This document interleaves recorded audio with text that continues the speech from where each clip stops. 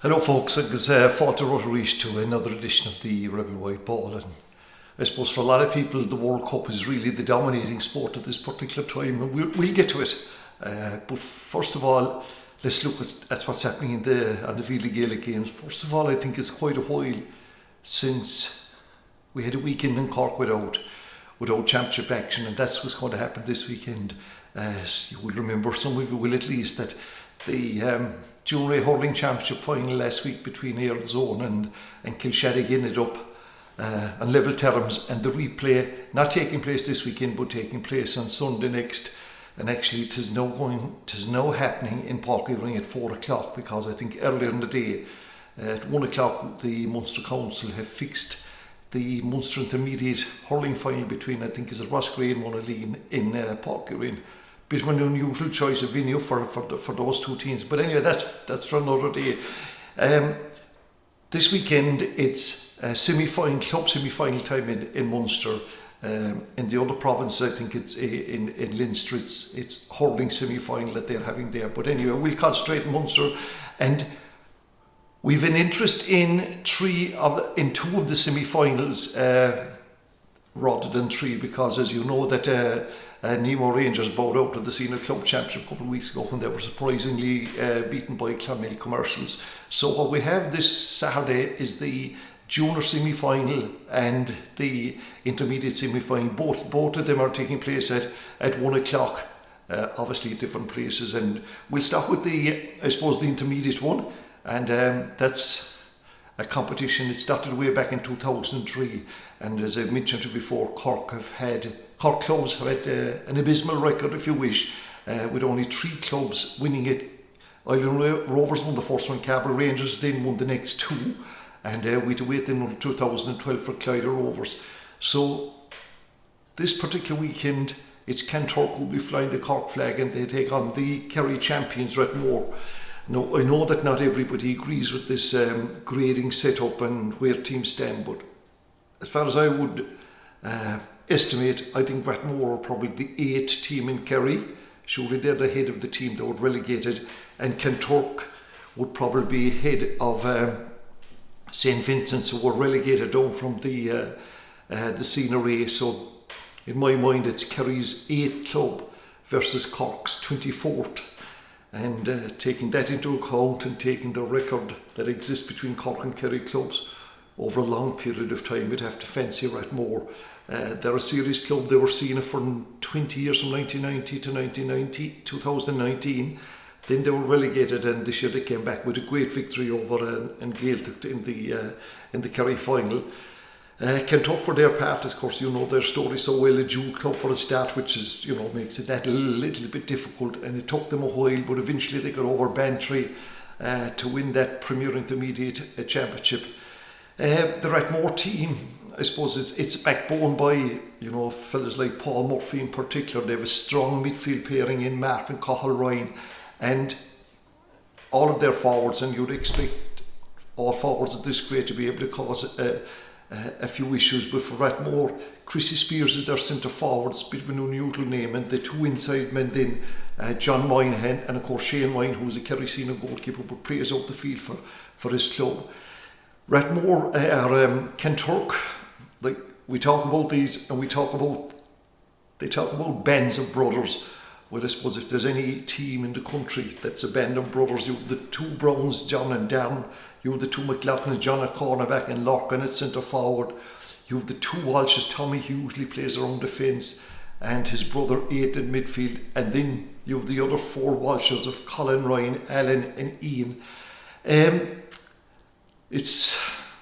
We can't really say it's a home game, can we? I know Kanturk played in Páirc Uí but a team that has been playing at a high level in Kerry for so long, surely a thing like that wouldn't affect them. But anyway, look, the best of good luck to Rathmore, to be a great victory for them to pull it off. But all the common sense, does that come into it, would back Rathmore on that one. Then moving to the Junior semi-final, or at least the Cork one, the one that involves the Cork team, Kilmurry, and they travel to Timpletoe in North Tipperary to take on Thurles Sarsfields. And I suppose to look at Thurles Sarsfields for a start, did we ever think we'd talk about them in terms of being a football team?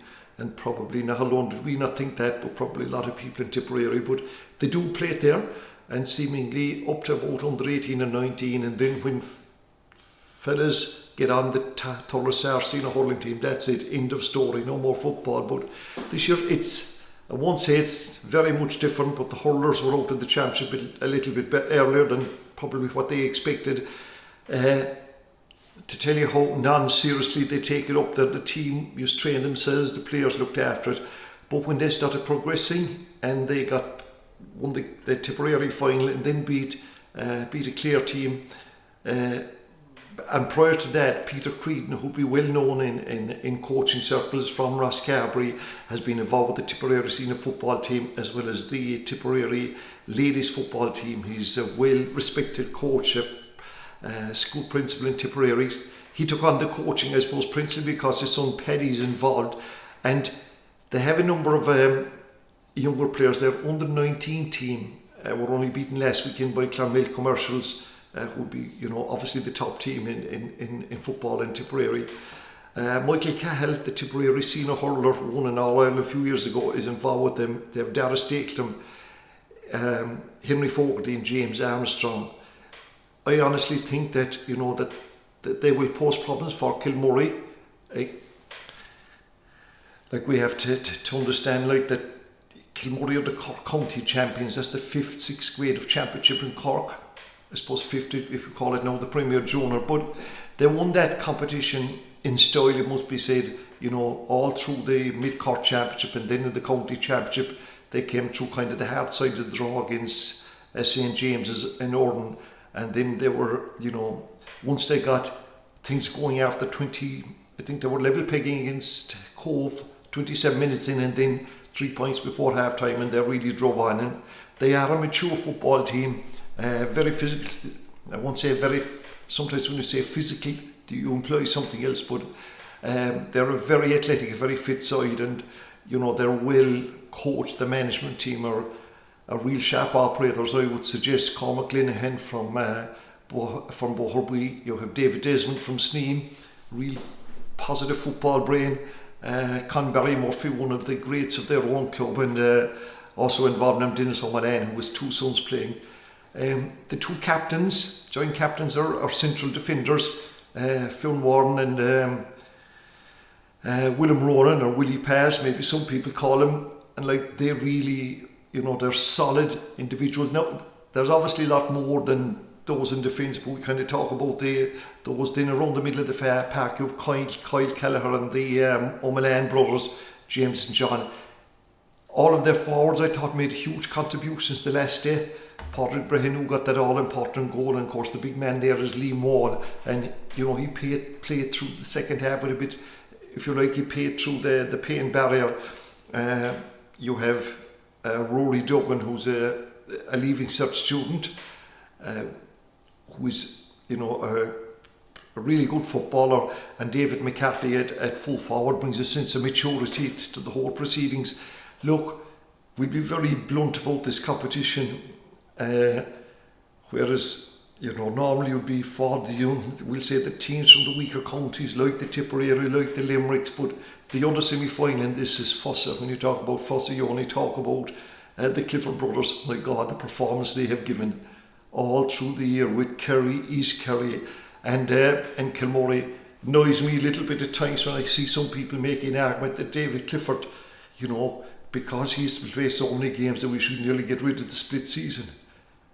Part of the reason he's playing so many games is because of the unusual, I call it, senior football championship set up of the Kerry, which is their own business.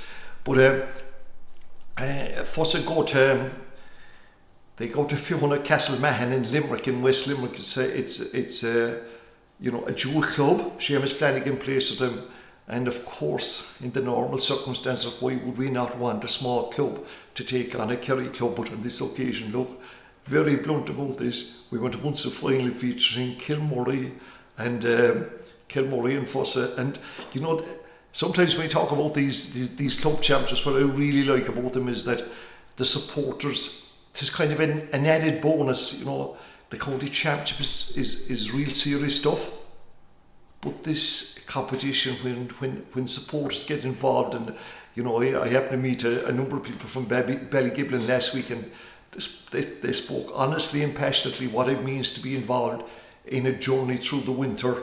It just simply makes the winter disappear. Well, I think if we got Faughs and Kilmurry, it would make the winter disappear for a lot of us. Ladies football, and again, this weekend is All-Ireland Club semi-final stage. We don't have anybody in the senior. Mourneabbey were beaten. We don't have anybody in the intermediate because Castlehaven were beaten.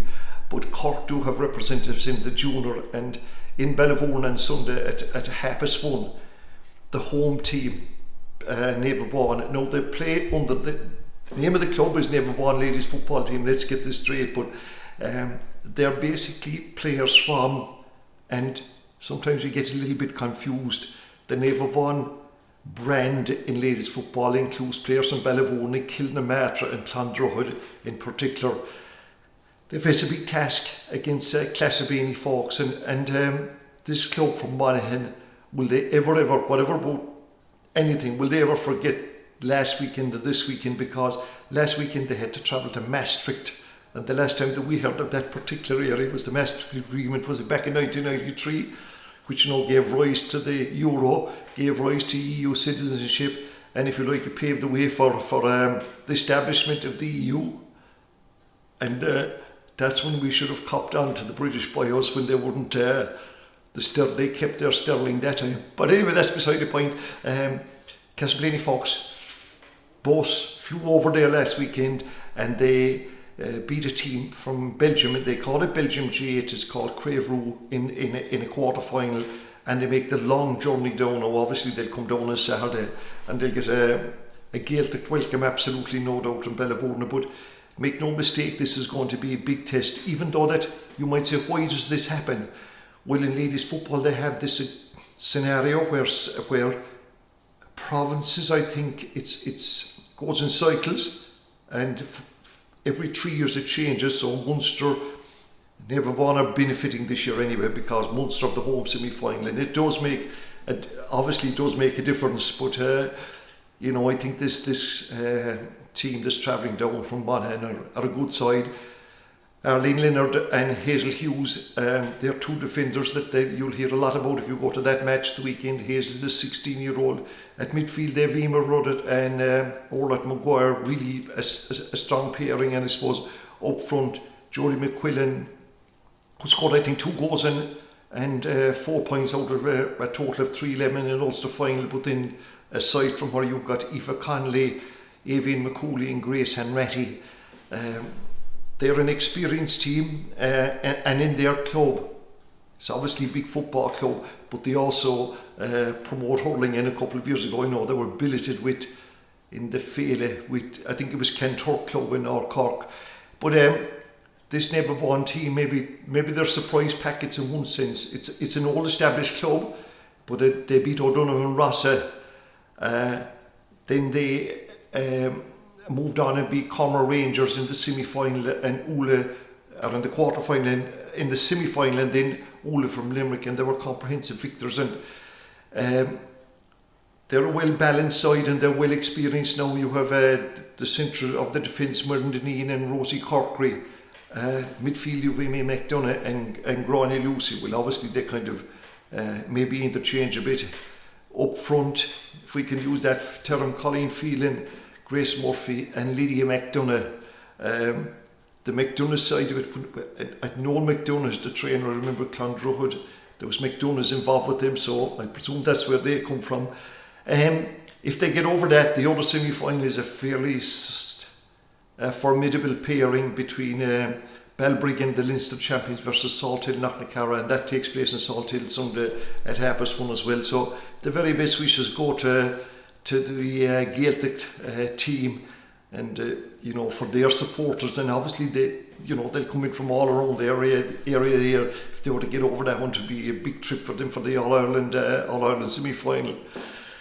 So moving on, and the World Cup, which is all round us, can't deny that, and 4 games every day like this is a dream for a lot of individuals, and I would imagine if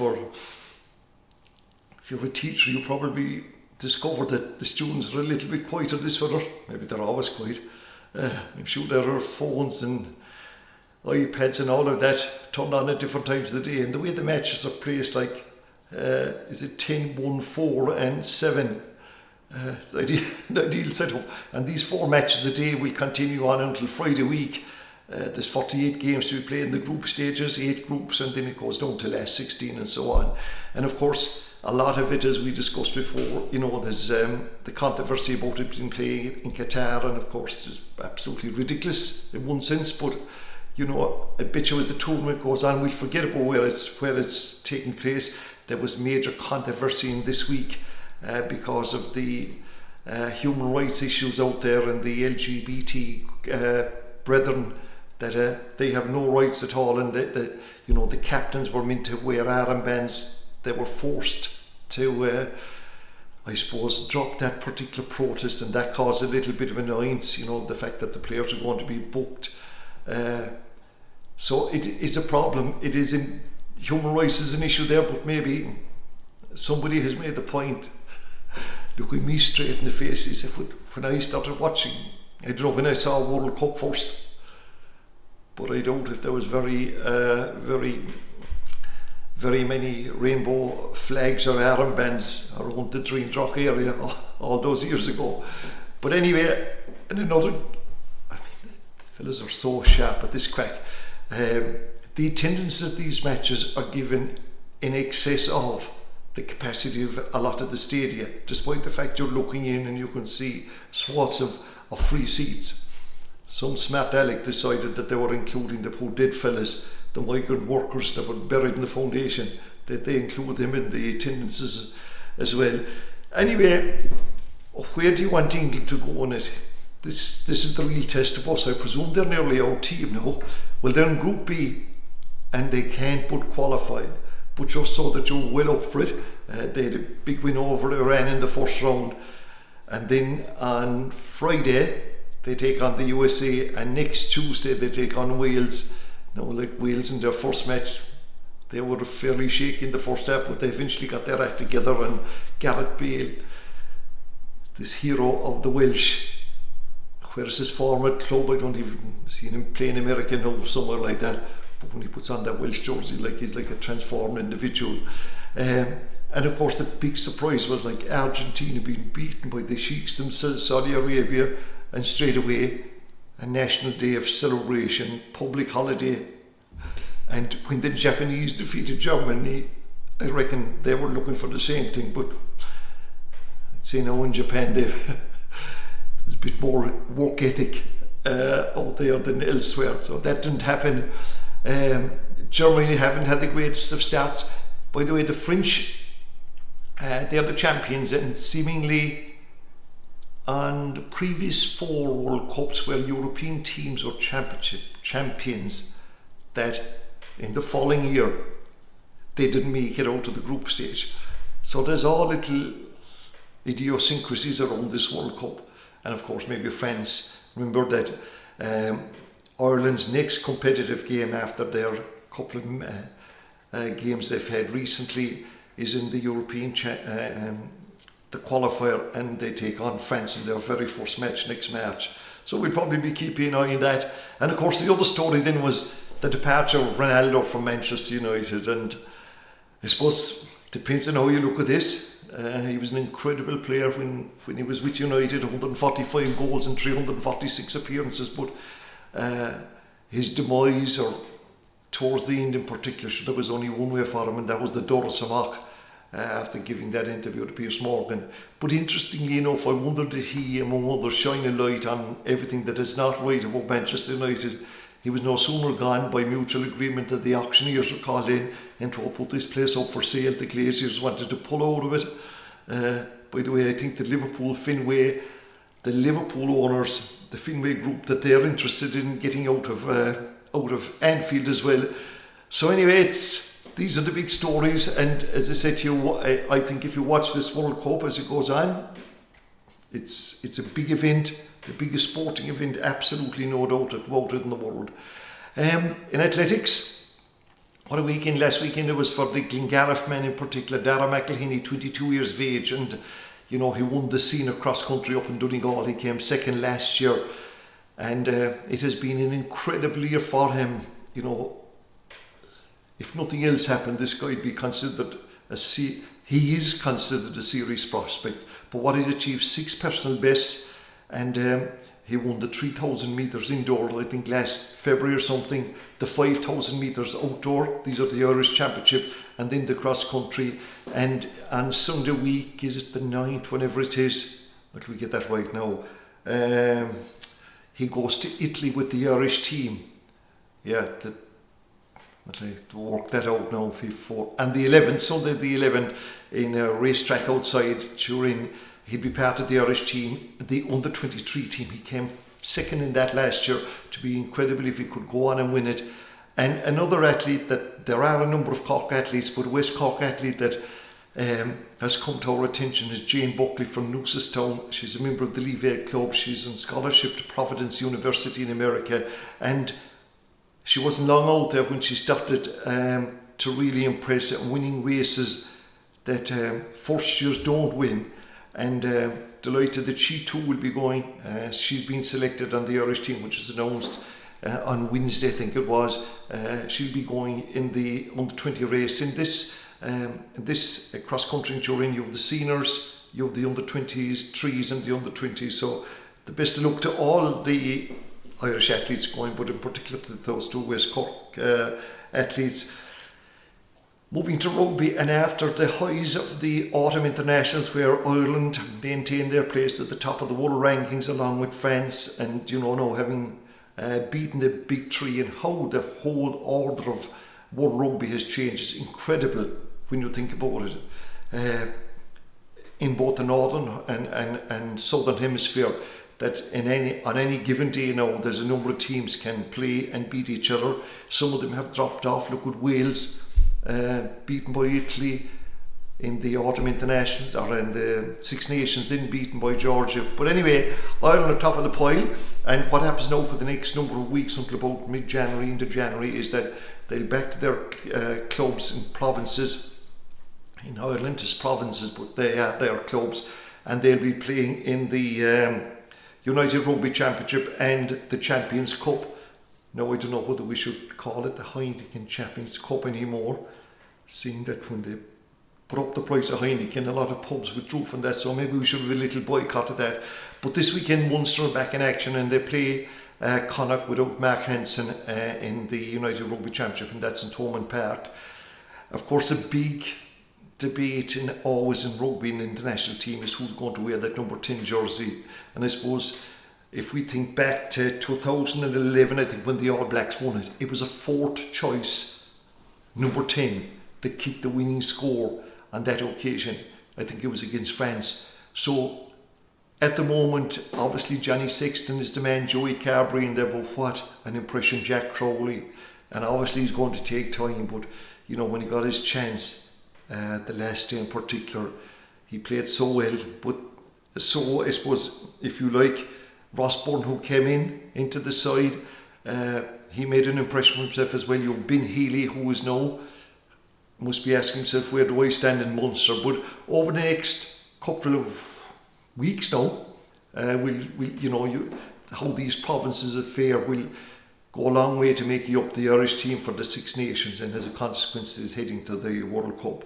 I was going to call it the Kingdom Quarter, but just a bit of news you're not even really interested. Philip Clifford, the captain of Kerry for the second time, but I noticed that Pat O'Sullivan, the chairman of the Kerry County Board, came up with a figure that they need 72 million, and he's after having high-powered meetings with various government ministers to redevelop Fitzgerald Stadium. But if you read this, I think this is quoted in beautiful language, and Páirc Uí Chaoimh and Cork would need to be on their toes, because obviously they reckon they need to do up the stadium for Gaelic football, but they wanted, he used the term, a multi-event centre, so they can attract the top Irish and international acts. So if world tours, where these groups go on world tours, if they're going to go to Southern Ireland, they're certainly not going to go to Cork and go to Killarney. Tommy Hall Martin was one of those fellas that Pat O'Sullivan met during the week. We'll be keeping an eye on that anyway, about 72 million, and it'll cost probably 140 million before it is finished. Anyway, that's it. Enjoy whatever sport you're going to be watching for this weekend. Till the next time, take care.